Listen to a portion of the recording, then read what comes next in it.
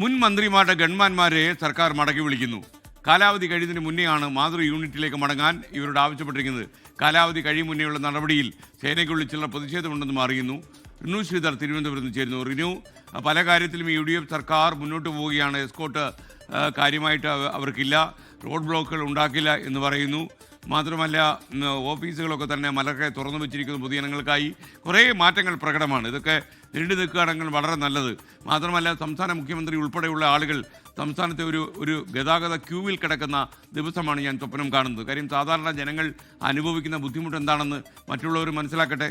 പറയൂ വിവരങ്ങൾ.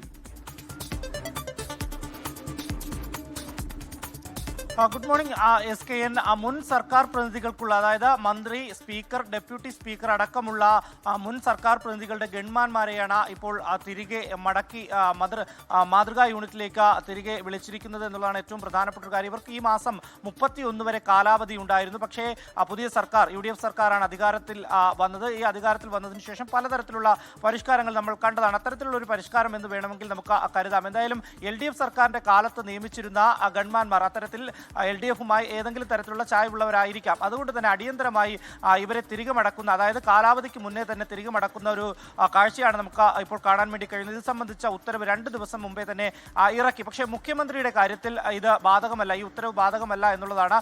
നമുക്കറിയാം, ഈ ഗൺമാൻ രക്ഷാപ്രവർത്തന വിഷയവുമായി ബന്ധപ്പെട്ടുകൊണ്ട് മുഖ്യമന്ത്രിയുടെ ഗൺമാനായിട്ടുള്ള അനിൽകുമാറിനെതിരെ ആരോപണം ഉയർന്നതാണ്. അദ്ദേഹം ഇപ്പോഴും മുഖ്യമന്ത്രിക്കൊപ്പം തുടരുന്നു. 2 ഗൺമാന്മാർക്ക് മുൻ മുഖ്യമന്ത്രി എന്നുള്ള പരിഗണനയിൽ പിണറായി വിജയനൊപ്പം തുടരാം എന്നുള്ളതാണ്. അതുകൊണ്ട് ഈ ഉത്തരവ് അദ്ദേഹത്തിന് ബാധകമല്ല. ഒപ്പം സന്ദീപ് ഈ ആരോപണ വിധേയത്തിലെ ഉദ്യോഗസ്ഥനാണ്. ആ ആരോപണ വിധേയനായിട്ടുള്ള ഉദ്യോഗസ്ഥനടക്കം ഇപ്പോൾ മടങ്ങിയിട്ടുണ്ട്. അദ്ദേഹം സെക്യൂരിറ്റി വിങ്ങിലെ ഉദ്യോഗസ്ഥനായിരുന്നു മുൻ മുഖ്യമന്ത്രി പിണറായി വിജയന്റെ. അതുകൊണ്ട് തന്നെ അവർക്കുൾപ്പെടെ മടങ്ങേണ്ടി വന്നിട്ടുണ്ട്. പക്ഷേ 31-ാം തീയതി വരെ കാലാവധിയുണ്ട്.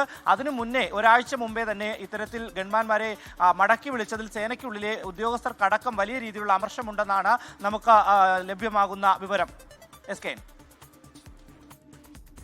എന്തായാലും കുറ്റം ചെയ്തവരുണ്ടെങ്കിൽ ശിക്ഷിക്കപ്പെടട്ടെ. കാരണം ഗൺമാന്മാർ കാണിച്ചത് ദൃശ്യത്തിലൊക്കെ കാണുമ്പോൾ താങ്ങാൻ പറ്റാത്ത കാര്യം തന്നെയാണ്.